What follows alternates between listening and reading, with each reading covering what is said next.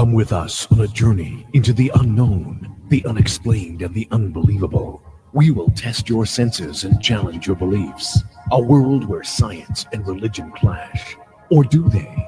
You will meet real people and hear real stories, but you will not believe.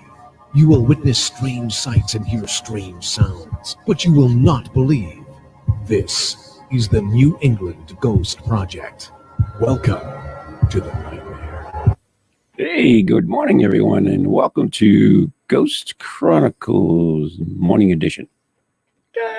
There it is over my head. Yes. For those who have video, because this is actually being carried audio-wise as well. Apparently we're hot on Apple Podcasts, is that correct? On Apple Podcasts, I get a notification we're one of the fastest rising in the UK and Canada. Wow. So to all our UK and our Canadian friends, we say thank you very much. Yes, absolutely. And glad you're enjoying it. I hope you're enjoying it. Maybe just throw stuff at me. I don't know. Shout at me like I do. Yell at the TV. Yell at the TV. Me? Yell at the TV? Yeah. Yeah. Oh, yeah. I mean, sporting events. Yeah. It's funny. I never do that. Not at sporting events. No? What do you do at programs? Stupid people on TV. Stupid people. Oh, yeah. You know what's really weird is that. Oh, then you do a lot of yelling. Probably. Yeah. It's really weird because in life, I do not, what's the word? Respond. Well, I don't criticize or people or how they look, how they dress, or anything else like that, or whatever. Whatever you are, that's fine. I don't give a crap as long as you don't infringe anything into my life. Sure. But on TV, it's a whole different story. It's like, oh my God, you see that dress you wear? Oh, okay. Well, that's easy. That's because you're like me, and I'm the same way. Yeah. You're like me. If you're going to do something out in public or something or criticize somebody, you're inviting interaction. And normally I don't want interaction. At home with the TV, I'll tell the jerk he's a jerk. Yeah. And because I don't have to deal with the consequences. That's true.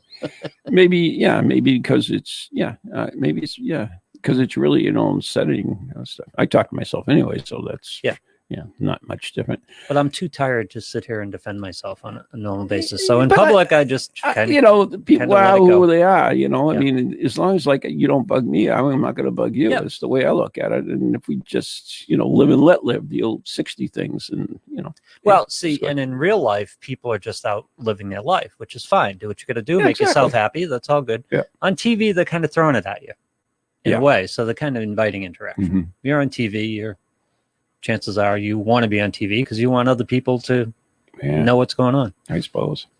So that might be part of it too. Yeah. I don't know.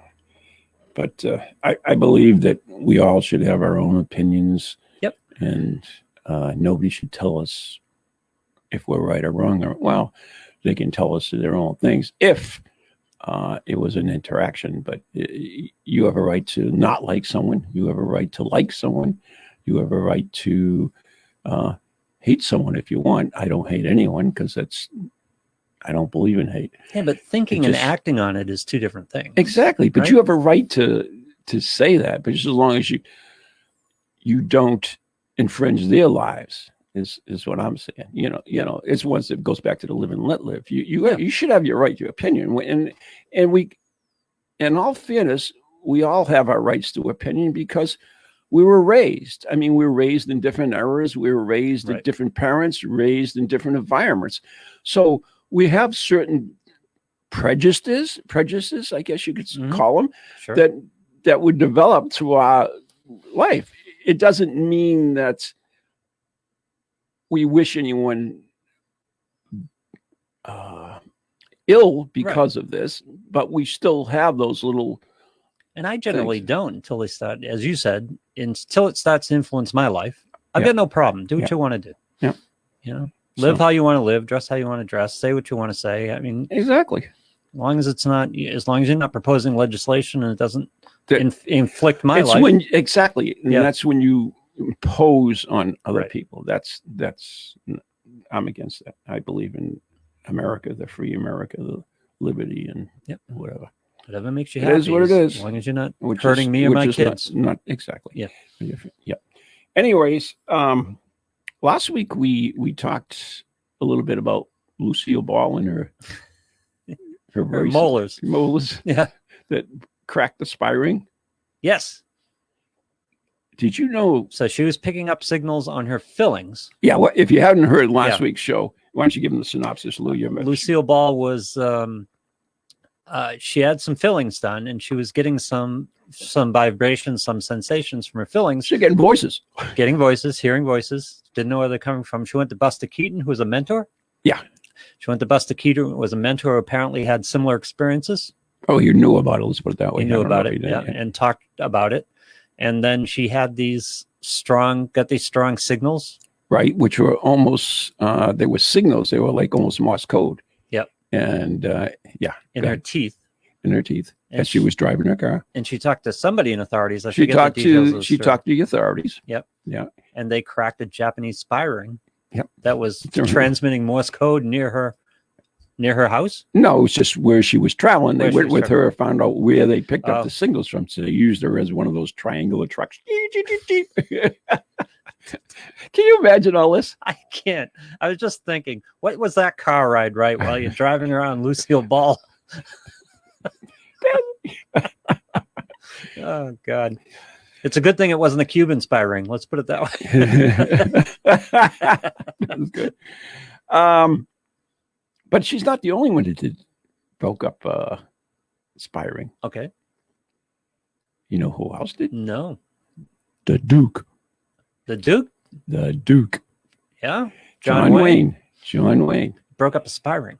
Well, what had happened is that during the Cold War, the beginnings of the Cold War, Stalin was a very dude. You think Hitler was bad? Stalin's got a beat. No offense. I mean, when you think about it, Stalin sent hitmen to wipe out Trotsky in Mexico or something, right? Yep. Yeah, Stalin killed a ton of people. killed 10, yeah, friends and everything. It doesn't matter. Stalin is mostly in his own country too, so Yeah. that's why it wasn't the same as Hitler. Exactly. Yeah. But anyways, Stalin liked the Duke, but the Duke was very patriotic, very gun-ho American, which actually fits his image. So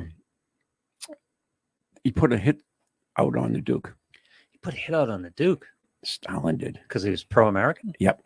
And during the beginning of the Cold War, there were all these cells, of course. You said Stalin liked the Duke. He did. Did they have interactions? No, he just Okay. liked his movies. He just liked his movies. Yeah, but in his personal life, he was Yeah. staunch American. You know, he very patriotic, hated communism. Yep. So yeah, Stalin said he had to go.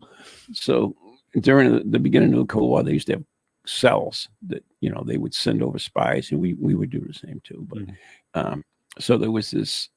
The FBI had got hold of it, information that they had put a hit on the Duke. Yeah. So they told the Duke, and the Duke says, they said, well, we can give you round the clock surveillance, and we'll send someone to your house protection. And the Duke says, no, I'm not going to live my life in fear. He says, they want to come, let them come. Good for him. It sounds like the Duke does. Sounds like the Duke. Yeah.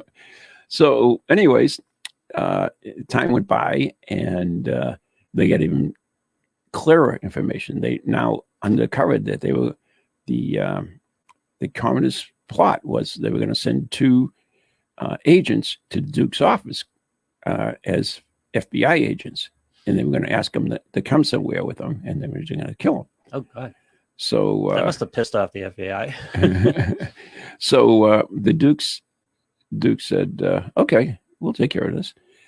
So what he did is they, when it was going to happen, the FBI agents were in the next room, and the Duke was in the room by himself. Yep. And they get a call from the desk or the whatever it is to get in there, and they said, we have a couple of FBI agents that would like you to come down and talk to them. He said, oh, send them up to the office.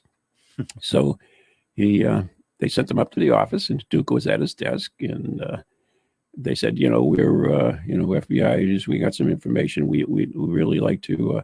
We need to talk to you about it, but we can't do it here. Can you come with it? And Duke says, yeah, sure. So he get up from his desk. They turned around to the door. He pulled out a gun in his back and put it to the back of the guy's head and said, on your knees. So get him down on her knees. He says, I'm going to kill you right now. And I'm going to count to 3 and I'm going to shoot you. And they say, no, no, don't do it. Yeah. So he goes 1, 2, 3, bang, bang. And then the FBI come in laughing like hell because they were blanks. He had blanks. Oh, he had blanks? Yeah, they screamed like little girls. And they knew this whole staging was going to happen, the FBI? They yeah. just let it happen? Yeah, I like it. Duke did it. That's the way you wanted to do it. So it's like Stranger Than Life, isn't it? I know, I love it. So they actually turned these fiction. 2 guys and they went to performance and went for that. But they scared the crap and they actually screamed and, they pleaded for their lives and everything. But I would too. Yeah, but he wanted to teach them a lesson. Anyways, that's another story that celebrities are cracking spy rings from last week. Amazing stuff. I mean, I'm just picturing I just this love in my this head. stuff, don't you? Yeah. I mean, just that it happened in real life, and that the Duke's like, yeah, no, let's take care of this. Yeah, we'll take care of it. Yeah. All right. Imagine Robert De Niro, he'd soil himself with this stuff. I don't know. Anyway, so last week we talked a little bit about time travel. I don't even remember how we got into time. Oh yeah, the photograph. Oh yes, we had the photograph. The painting. The painting of a woman. She was holding an iPhone. Yeah, an iPhone. Sure, look like it anyway. Yeah, if you take a closer look. Yeah. To me, it doesn't. It looks like a book. Some people say it's a Bible when they can actually see the rosary beads. I didn't closer look at the rosary beads. I don't believe in that. It looks like part of her dress. But anyways, it to me, it's not. Anyways, so is time. I can't imagine a time traveler posing for a painting in 1860. I know. Yeah, that's the interesting thing about it. I never looked at it that way. Lou. I mean, I don't know. Someone would have had to pose for it, right? Yeah, you would think. They didn't paint much from memory. I wouldn't think back then. Well, that's the time traveler was the painting, and he was the painter. Excuse me, and he just painted it. Unless he painted it and brought it back to the past. He had a mental fart or something and left it. Said, "Oh, I put an iPhone in there." Yeah, I don't think so. So to me. Yeah, that one's, that would be like it'd be deliberate. It's the only way to be it because it's not like it's a photograph. Right. It's a painting.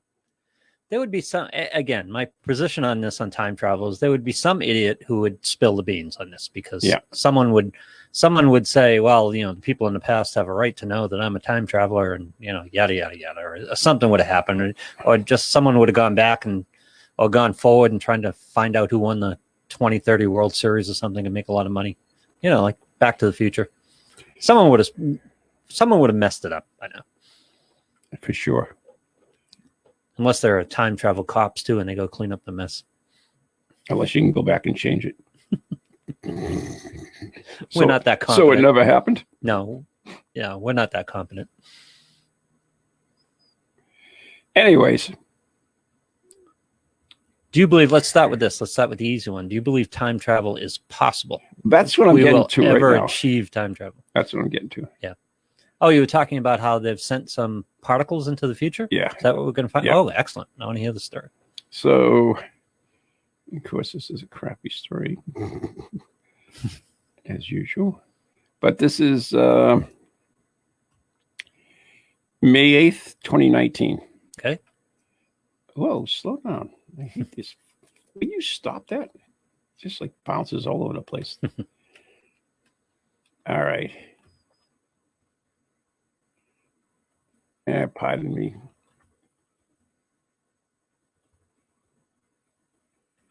Okay, this I don't know why they're putting other useless information in here, but they did it. Oh, here it is. Finally. We demonstrated that time reversing even one quantum particle is an unsurmountable task for nature alone. Valerie M. von Vinokur of the Argonne National Laboratory said in an email message. He is one of 5 aspiring time lords, led by Gordley M. Lostic of the Moscow Institute of Physics. The system comprising 2 particles is even more irreversible, let alone the eggs comprising billions of particles we break into an omelet every day. Well, good for him. I have no idea what the hell that meant and why it was there. I've got a piece here. You want me to read it? Oh, please do, because this is garbagey up. This is driving me up a freaking wall. This is from Cosmos Magazine, The Science of Everything. Russian scientists have succeeded in reversing time, albeit on a very, very tiny scale. The researchers from Moscow Institute of Physics and Technology, along with U.S. and Swiss colleagues, announced their findings in the journal Scientific Reports. When is this article dated? March 15th, 2019. We have artificially created a state that evolves in a direction opposite of that of the thermodynamic arrow of time, said the study's lead author, Gordy Lezovic. We have artificially created a state that evolves in a direction opposite to that of the thermodynamic arrow of time. What a jackass. That's a jackass sentence right there. You think? Yeah, that's just like, I'm smarter than you. This is one in a series of papers on the possibility of violating the second law of thermodynamics. The law is closely related to the notion of the arrow of time that posits one-way direction of time from the past to the future. The second law of thermodynamics affirms that any isolated system will degenerate into a more chaotic state. Okay, fair enough. Any isolated system would degenerate into a more chaotic state. In the experiment, Lesovic and colleagues observed 2 or 3 superconducting qubits in a quantum computer. Qubits are similar to the standard computer bits, but rather than existing as either 1 or 0, they can exist in any superposition of those values. Yeah, I'm lost now, but we'll find our way back. The researchers liken the qubits to billiard balls that start out in a rack formation before the break. The qubits begin at 0 and become increasingly more complex as time moves forward, just as billiard balls spread out across the table. But in this experiment, scientists use a special program to then kickstart backward evolution of the quantum state. With 2 qubits, the results showed that 85% of the time they returned to their initial state, as though the billiard balls had spontaneously re-racked themselves. With 3 qubits, the return rate was 50%. The researchers attribute the less than perfect outcomes to imperfections in the computer itself. Our findings break ground for investigation of time reversal and backwards flow of time in real quantum systems, they write. In the same paper, Lesovic and colleagues also calculate the possibility that an electron in interstellar space would spontaneously localize into its recent past. In other words, they tried to find out if time-traveling qubits would occur in the real world. They found the odds of this happening pretty small. Quote, if one spent an entire lifetime of the universe, 13.7 billion years, observing 10 billion freshly localized electrons every second, the reverse evolution of the particle state would only happen once, they write. And even then, the electron would travel no more than a mere 1/10 of a billionth of a second, 1/10 billionth of a second into the past. I don't know. So you're saying there's a chance? There's a chance. I'm thinking Dumber and Dumber. So you're saying there's a chance? Yeah, we have a lot to do before that. Yep.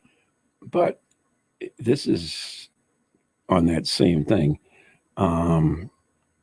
This is in 2016. Last year, a long March 2D rocket took off from Giovanna Satellite Launch Center in the Gobi Desert, carrying a satellite called Mikias, after the ancient Chinese philosopher who died. Yeah, well, he should die with a name like that.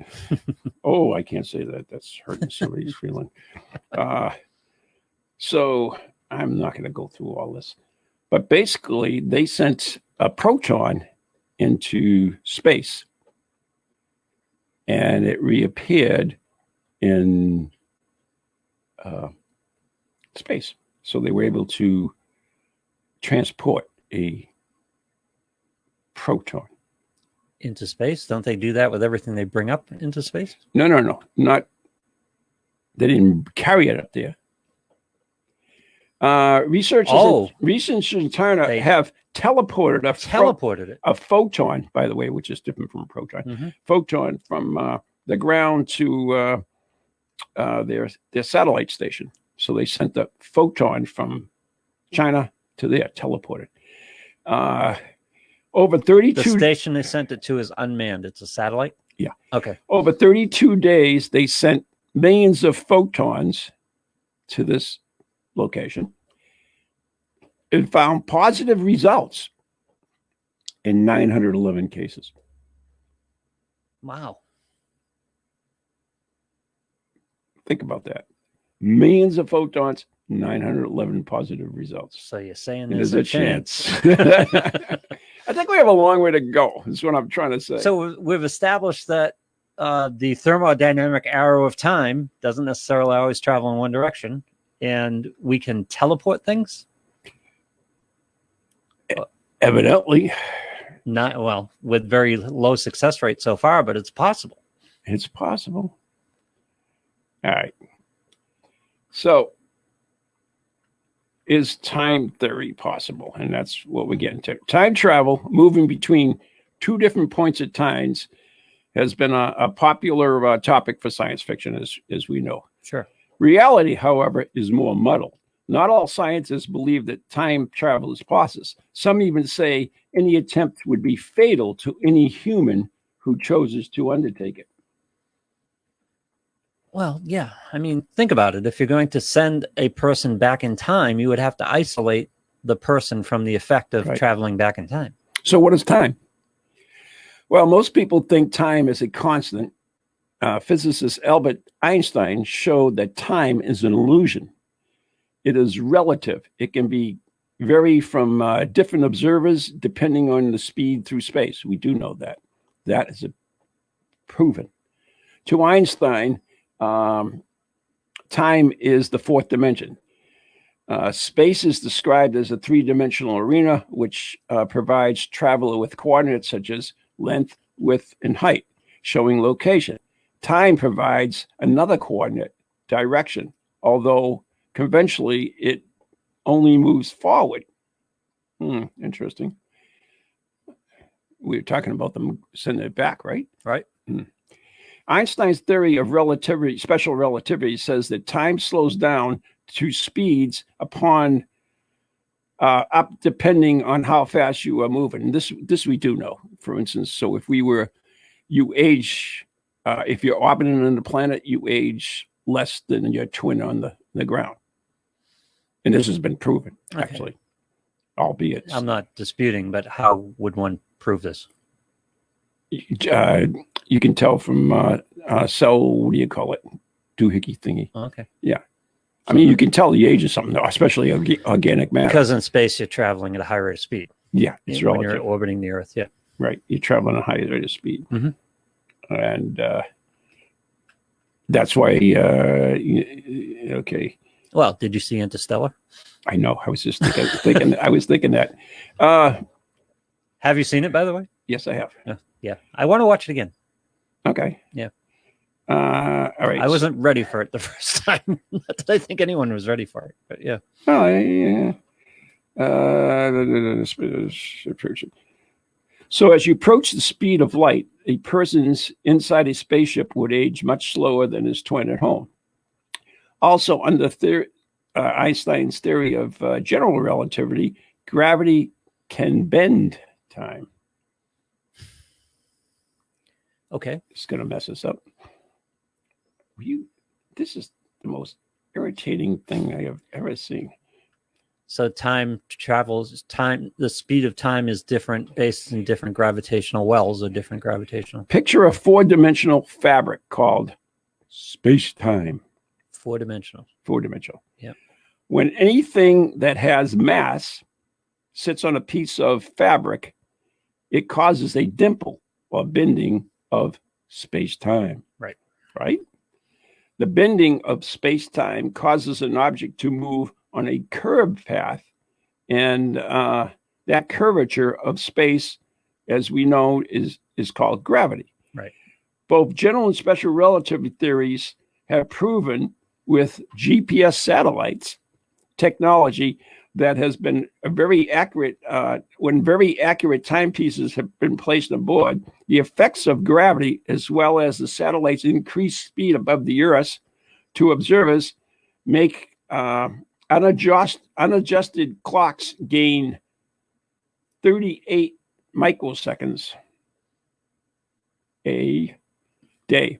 So 38, you gain 38 microseconds a day. So your day is 38 microseconds longer because you're traveling faster and Is it time longer or moves slower. shorter?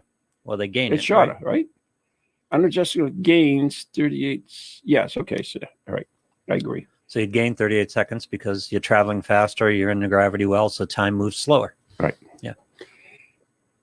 In this sense, this effect called time dilation means that astronauts are time travelers. They return to Earth very, very, very, very slightly younger than their identical twins that remain on the planet. All right. So you got it? So theoretically, if we could put astronauts up there going fast enough, they would come back, 50 years later or 100 years later? The question is, what Without happens? aging. What happens when you go beyond the speed of light, which is impossible? Yeah, far as we know. Right? Probably no. General relativity also provides scenarios that could allow travelers to go back in time, according to NASA. This equation, however, might be difficult to physically achieve. Okay. So we might be able to send particles. One possibility could be go faster than light, which we were talking about, which travels at 166, whatever, in a vacuum. So Einstein's equation shows that objects at the speed of light would have both infinite mass and a length of 0, which appears physically impossible, although some scientists have extended his equations and say there is a chance. Dumb and Dumber. God. A linked possibility for NASA would create wormholes between points in time and space. So there you go. Yeah, it didn't illustrate to me its theory on going back in time, however. Yeah, it doesn't really. You could see easily where someone could be put on a path where time would be different than the rest of us. Interstellar, the plot of Interstellar, by the way. But if you travel, like I said, if you put astronauts in orbit and made them travel fast enough, they would age 20 years while the Earth aged 50 or whatever, whatever the numbers would be. But that's not going backwards in time. And they come up with all kinds of other theories that stick on it. For instance, cosmic strings, which are basically narrow tubes of energy that stretch across entire length of ever-expanding universe. These thin regions left over from the early cosmos are predicted to contain large amounts of mass, therefore could warp space around them. Cosmic strings are either infinite loops or have no ends. Let's see what NPR says about this. I haven't read this article. I need liquor. That's what I need. Marcella Gleiser in February of 2018 writes, "Who has no regrets about things done in the past? Wouldn't it be nice if somehow we could go back and tweak a couple of bad decisions? This sounds, as we will see, is, to a certain extent, like science fiction. The laws of physics prohibit traveling backwards in time for many reasons. If we did travel backwards in time and change course of event, we'd be altering the course of history. An example often cited is the grandfather's paradox. Mm-hmm. If you travel back in time and killed your grandfather when he was still in high school, he wouldn't have met your grandmother and your father, and you wouldn't exist. A popular example of traveling back in time is the fascinating Canadian TV series Travelers." Any idea? No? I haven't seen it either. And all I know is Quantum Leap and Time Tunnel. What Time Tunnel? Oh, Time Tunnel was one of my favorite series as a kid. There was this guy in Massachusetts. In fact, Jeremy D'Entremont knows him, that built the freaking time machine from there. The time exact tunnel? replica. Really? Not the time tunnel, but the original H.G. Oh. Wells. Oh, the H.G. Wells with the little sleigh. Yeah, the with sleigh with with the wheel and yeah, whatever's yeah. behind it. Yeah. Oh, isn't that cool? You didn't watch Big Bang Theory, right? No. They did a whole episode on that. What? Did they have one of those? Lennon was online bidding on eBay on what he thought was a miniature of that H.G. Wells piece when actually it was a movie prop. It was the actual piece. So they had it in their apartment for a while, and it was kind of Oh, that's cool. kind of a popular example of traveling back in time is a fascinating Canadian TV series called Travelers. In the distant future, the Earth is in shambles. Humans are controlled by a benevolent artificial intelligence. Oh, give me a break. That finds a way to project the consciousness of people into unaware hosts in the 21st century. The idea is that travelers from the future take over the minds of people in the 21st century before they're about to die. There is some obscure talk about quantum entanglement of consciousness between traveler and host, but this is secondary. The point of the show is that the travelers go back and try to change the course of history so that the future looks better. Putting humans or consciousness traveling back in time aside for the moment, is there anything in science even remotely similar? Surprisingly, yes. At the level of quantum particles, we're talking individual photons, elementary particles, or individual atoms, there is something called Wheeler's delayed choice experiments that show that the actions in the present can influence the past. Interesting. The experiments use something called a wave-particle duality of light and of matter, the fact that the physical nature of the quantum objects is undetermined until it's measured. In other words, this means that a particle of light or a particle of matter can behave either as a wave, spreading out in space, showing interference, or as a particle staying together as a small bundle, depending on the measuring apparatus. Long and ongoing discussions about the nature of quantum physics are trying to work out what this actually means. Do our minds determine the nature of physical reality? The interesting reader can see what I wrote about this in more detail in The Island of Knowledge, The Limits of Science and Search for Meaning. That's it's not chaos theory. I always get this confused. The act of observing something changes something. Yeah, exactly. Yeah. Well, once again, it's like the cat in the box thing. Schrödinger's cat. Yeah. Yeah. Or the tree in the forest. Yeah. Well, seriously, I mean, That's more philosophical, but yeah. But no, it is, but it isn't, because we don't know that. It's like the same thing as, is a house haunted if no one's there to observe it? It's the same thing. It's if the tree falls in the forest and nobody's there, does it make a sound? Yeah, it makes a sound. No, nobody's there to hear it. not if you listen to that, because it's basically the reality is created by the observer. So the observer makes the reality. If it falls, it falls. We don't know if it makes a sound. We don't know because we never observed it. It may not make a sound because there's no one to observe it. Yeah, I'm not going with you on that one. You don't have to go with me. But seriously. Yeah. You know, is the cat dead? That's a different thing. No, it's not the different thing. It's the exact same thing. It's alive or dead. Oh. Was it dead? It exists in two possibilities until you open the box. So the tree makes a sound. It doesn't make a sound until someone observes it. Yeah. It doesn't make a sound if no one observes it. It's the same thing. It is.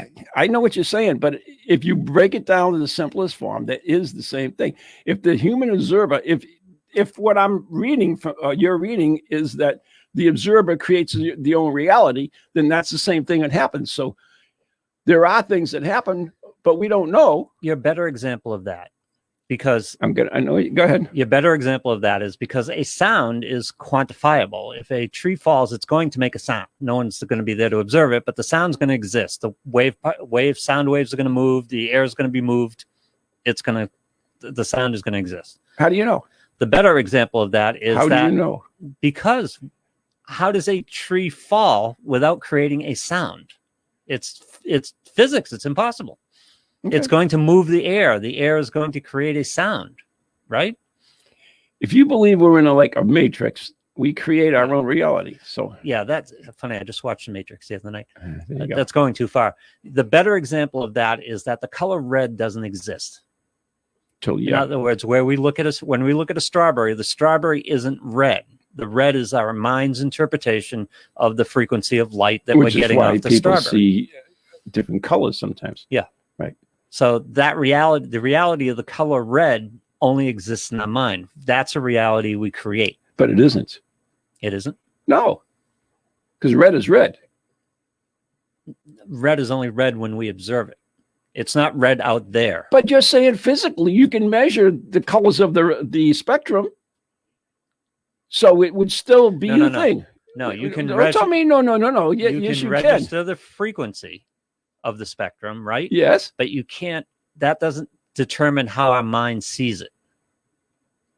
In other words, another animal, dogs, for example, will look at colors in different ways. If we all saw, if the color of red is a quantitative number. The color of red is an interpretation of that quantitative number. It's how a our mind frequency. interprets It's a it. frequency. It's a frequency. Yes. No. It's measurable. You can measure it. Yes. Fine. So if you're not seeing the same color as everyone else, then you have altered reality. Yeah. Not yeah. Yeah. It's the exact difference between a tree falling in the forest. No, it and a color. isn't. You can measure the sound, but if no one's there to hear it, you don't know that makes a sound because you don't know the reality. What if you went into that forest and you were deaf? So you would not hear that tree. So if a strawberry is out in the field, yes, and nobody sees it, is it still red? If you can quantitatively measure, I see what you're saying now, which makes sense. Yeah, but it's still. Yes, it's still red. Does it make a sound? Yes, it makes a sound, but if no one hears it, does that sound really exist? For example, another example of this. Sound waves in terms of cell phone transmissions, radio transmissions, television transmissions, they are out there. We just can't perceive them. It doesn't mean they don't exist. They are out there. Right. They do exist, even though we can't perceive them. Wait a minute. They only exist because we can hear them or measure them. We have to observe. If we don't observe something to measure something, then we don't know it exists. We don't know. It still does, but we don't know. I guess. Yeah. I see what you're saying. Yeah. But experiments. I'll take a little weakness on that one. No, it's just the tree falling in the forest bugs me. Well, it doesn't. I think the color thing is a better example of it. Really? Because the color only exists. Like this number 6 and 9, right? The color only like exists the number in 6 and 9, right? No, that's a different thing. No, that's not a different thing. No, that's it's either perception. It's perception. Your reality. No, one is right. No, only right to you. So anytime you see a 6 or a 9, depending on how you're looking at it, it could be either. Could very well be easy. And that's been proven so many times in playing cards and other games and things. You see if you see a sign that just numbers 999, it flips upside down. It says 666. Which is it? If you and I are playing poker, yes, and I flip my cards down and orient them such a way as that my pair of 6s is a pair of 9s, are you going to take that argument? No. Okay, exactly my point. But if you know the source of it, but if you don't, that's a different story. Well, wait a minute, because it's either a 6 or a 9. Somebody's wrong and somebody's right. That's just the way it is. Wait a minute. Let's go back to that card thing, right? Mm-hmm. We know that that's a 6 or a 9 because of the orientation of the clubs on it, or the. Oh no, I just flip the cards down, just showing the number. I don't show you the. What are you talking about? I don't show you how many clubs of spades there are in there. I just showing you a 6 or a 9. But it's an orientation to the edge of the card. That's how you tell. Now I'm confused myself. You really got me confused. No, it may look, because of the orientation, it may look like a 6 to you, but it's actually a 9, Ron. I'm a little fogginess, so I'm going to card images. Oh, great. So what do I see? Credit cards, you stupid jerks. Yes, it is orientated in such a way so you couldn't be confused. Yes. But so is every other 6 and 9. No. If you have a piece of paper with a 6 or a 9 on it, how do you know what it is? It depends how you look at it. You may not know, but it is one or the other. No, it isn't. It is. Whoever put that 9 there on that piece of paper intended a 6 or a 9. Really? What if they just drew a symbol? Hmm? What if they just drew a symbol? Of a 6 or a 9? They drew a symbol. They don't know what a 6 or 9 is. How do you know it's a 6 Then or it's 9? neither a 6 or a 9. If they didn't draw a 6 If or a 9, you look at it, it's you're neither. going to recognize it as a 6 or a 9. And I'm going to be wrong because it's No, not. you're not 'cause the going to guy be. didn't know a 6 or a 9. Oh, you're going to be wrong. Okay. That's right. Uh, But these experiments measure, they don't ask of the meaning. John Wheeler, the physicist who proposed such experiments in the 1970s, would have been amazed if he had seen current results. It does seem that the present can influence the past, at least at the level of quantum objects. The picture to the right, which you can't see, explains the theory. Imagine there's a source of photons or other small quantum particle. The photons can pass through a double slit. Behind the double slit, there's a screen. I should go. Let's see. some of those get so freaking muddled that it drives you nuts. Right. This is particles of waves. Especially when you're doing a radio show. It's like, oh. Yeah, this is the same thing. It's particles of waves. Yeah. The mystery, which cannot go away, as physicist Richard Feynman famously remarked, of the double slit experiment is that the person performing the experiment determines the physical nature of the particle, i.e., whether it is a wave or a particle. And with Wheeler, the mystery deepens. So, in other words, the observer is determining whether it's a wave or a particle. Mm-hmm. Imagine that the setup having or not having the screen is decided after the photon goes to the slits. I don't. This is going to just drive people. Yeah, nuts. we're really getting technical in this whole thing now. Yeah.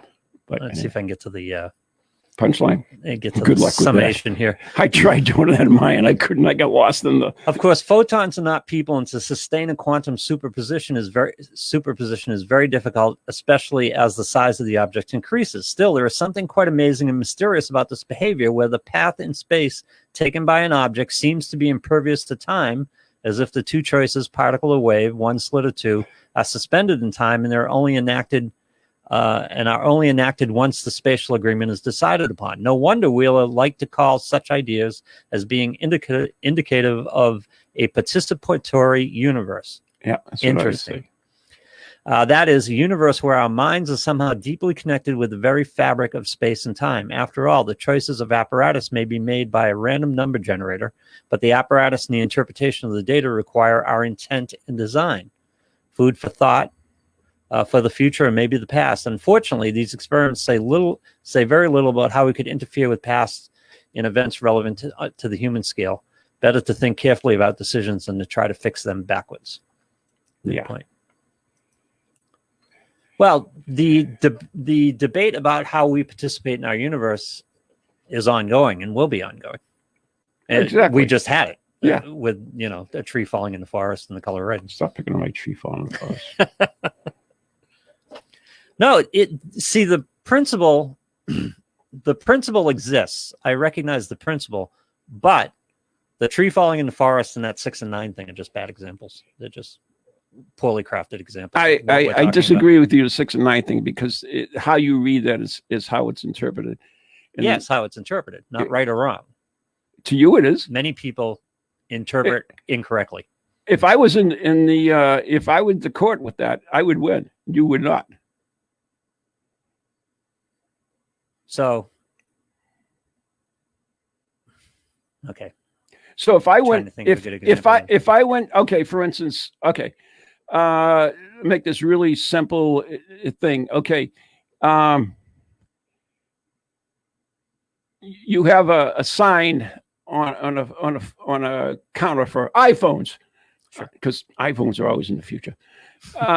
iPhones, and it says it's one of these things you stick the numbers on, right? Yep. All right, and it says iPhones 6 for $1. Okay. Yep. 6 for $1, but somehow the 6 falls over us, right? Yeah. So it says 9.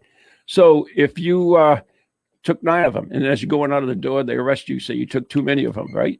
Yes. Okay, so you go to court for stealing 3 iPhones, and you go to the judge, and of course you had an iPhone, so you took a picture of the sign, and it says, "See, Judge, it said 9. Who is right? I am, because I interpret that as 9. No, you weren't right. I am right, because I would not be convicted, and I would not go to jail. You weren't right because it actually and was, the judge would rule in my favor. You weren't right because it actually was 6, and the judge didn't hold you responsible. It was supposed to be. Wait a minute. It was supposed to be 6, exactly. but it was actually 9. No, It wasn't actually 9. Well, I don't want to go. Let's kill it. I'm killing a 9 and I'm killing the sign. We'll agree to disagree. No one would on hold this. you responsible for that in a court of law. I agree with you, but there is a right and a wrong, and the right was it was 6 for $1. No, because I there was were right problems. because I was not wrong because I took the 9 right. phones. So because you were right, and it became 9 for $1, should every other customer have gotten 9 phones for $1? That's not important. Yeah, it is, because that's the difference between right and wrong. No, it's not important. It's what they sought. If everybody with me, if 10 people in line with me took 9 phones. Right. But then you're talking about right and wrong. You're talking about true and false. If it's true, it was that true it's to 9, me because I was not convicted for it, and I got my 9 iPhones for $1. true to a person, All isn't right. necessarily true in general. Please Yes. let this die. I'm done with it. Okay, fine. And so I wanted to go back into some of these time travel photographs. Yes. So I'm going to ask you to go onto the same page as me. And I went to pocketlit.com. Leslie says, if you don't see me eat the last cookie, it didn't happen. Exactly. We all know that. You can't prove that. Right. And my buddy Bruce asked, what's your thought on wormholes and interdimensional beings? Oh, God, please. That's a whole interdimensional beings is a whole thing because that's basically, it's a whole, dimension time. Wormholes exist. We don't know what's on the other end. Exactly. Chances are there are beings. Just law of large numbers would tell us so. No, because we don't know what's on the other things. Could be nothing. True. Doesn't mean planets, just maybe nothing. Could be nothing. Yeah. So, yeah. So but I don't you think, made an assumption that. But I don't think anybody is here. The key component of that is I don't think any interdimensional beings are here right now. Oh, I don't know. Could not explain paranormal. Oh, we'll have to go into a whole nother thing. Yeah, I don't want to go down we'll do another show on dimensional beings, seriously, but we can't. And Leslie asked, what about hearing evidence from the past, such as a gunshot on an EVP? Would that be considered time travel? Interesting. Do you hear events on EVPs or just voices? Oh, you hear voices and events. We have a great EVP of a gunshot taken by Mike Markowitz. Because think about this. We think of spirit in present tense all the time. But except for the types of EVPs are not proof of anything. They are not proof of anything. It means you captured a sound. We don't know where that sound came from. So it's easy, like you saying there could be people on the other side of the world, but we don't know because we have no evidence that planets exist on the other side. We don't know where EVPs come from. Right.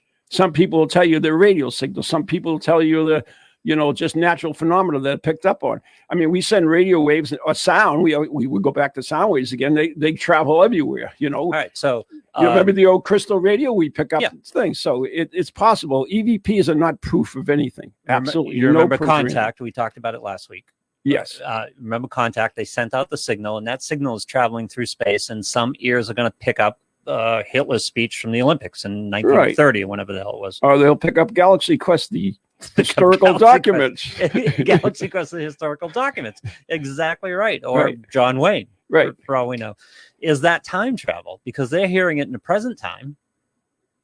Is that time travel? I guess it's not. It's just we're living on a different scale, right? It's travel of some sort, right? The sound waves traveled, but thunderclap. Their quantitatively, you could measure the sound waves traveling. So it depends on how you define what it is. But we also have a couple. It's something that played in the past, but you hear it in the future. We've also talked about a couple different types of quote unquote hauntings and experiences. One of which are interactive. Mm-hmm. And the others which are more or less like a movie, like you walk into a scene from the past, right? That keeps rolling over and over again. Yeah. That you're kind of not interactive. That would be, if that's there, and if that thing from the past is in the present time, is that not time travel? I guess in time slips. That's another. Well, you've seen, for instance, you've talked about situations where people will walk down a street and they'll see a scene that looks like it's from the 1800s. Time slips. Time slips. Okay. Time slips. Yeah. So is that a dimensional? Is that time travel? Is that dimensional crossing? The question is, are you I guess the question is, are you active in that time period? No, you're just observing it, but it exists in the current time period because you're observing it. No, it doesn't exist. Not necessarily exist in the. How do you know you're not just looking into the past? Okay. I guess. Fair enough. It depends. Fine distinction, but yeah. Huge extension. If you were actually able to, and there are cases, supposedly cases of this, where people can interact with people from the past. In either case, which would make you a time traveler. Yeah. In either case, the past is meeting the present in some level. Yeah, but whether you're observing it or not, it's coming to the present time. Once again, is it a recording almost? You know what I'm saying? We don't know if it's a live thing or a recording. Is it? Are we really looking into the past, or is it just a recording of the past? If we're watching Casablanca, are we time traveling, or are we just watching a recording of the past? We're watching a recording of the past, right? Yeah. Yeah. So we don't know. Those are some of the things. But time slips and time travel is intriguing. Now you could make that jump and say, yes, we are time traveling. So we went into the past. If you were interactive with them, or vice versa, would they be traveling to the future? For instance, let's do it. There's one. Maybe the future and the past are in the same place.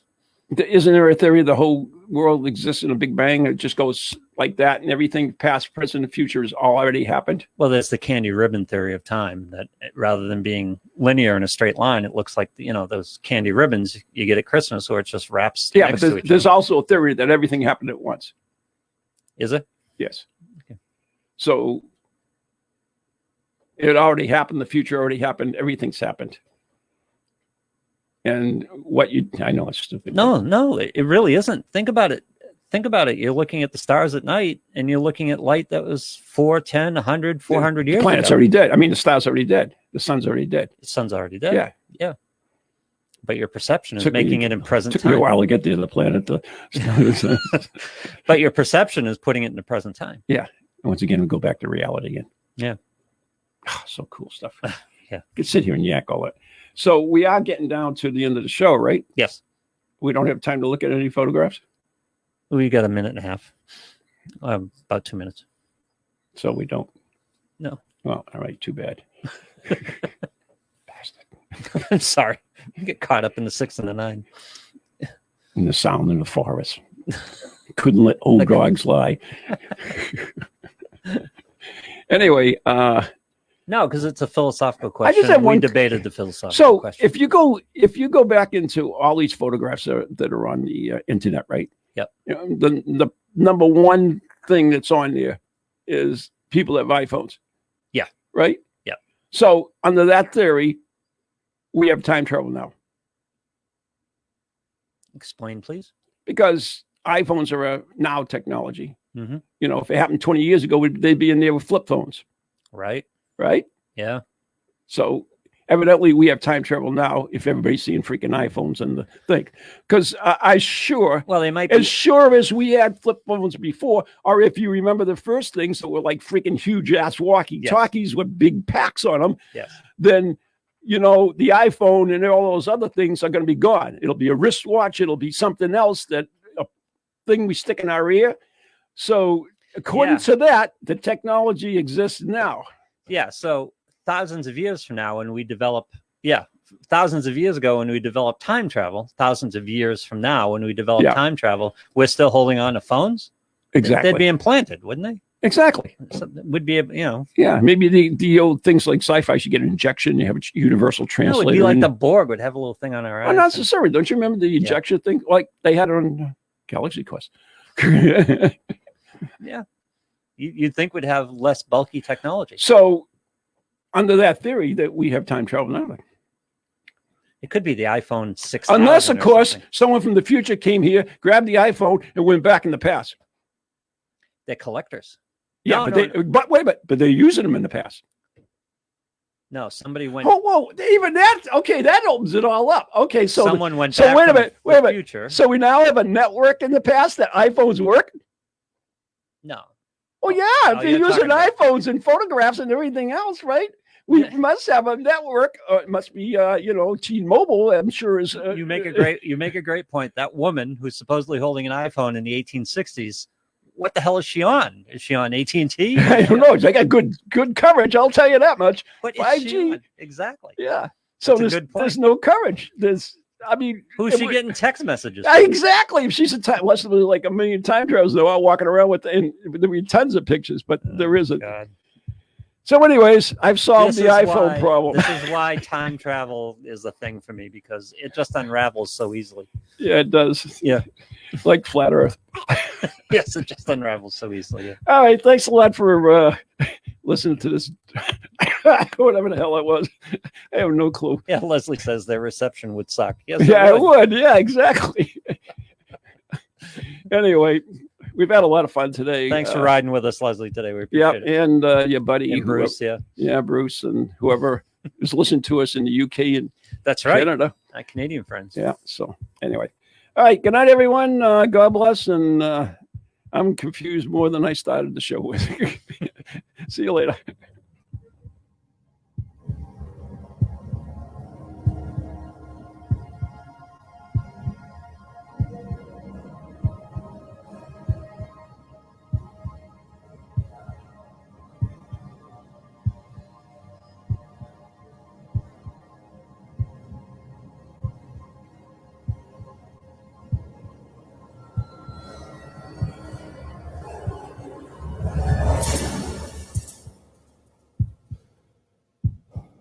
From goalies to ghosties, long-leggedy beasties, and things that go bump in the night. Deliver us, good Lord.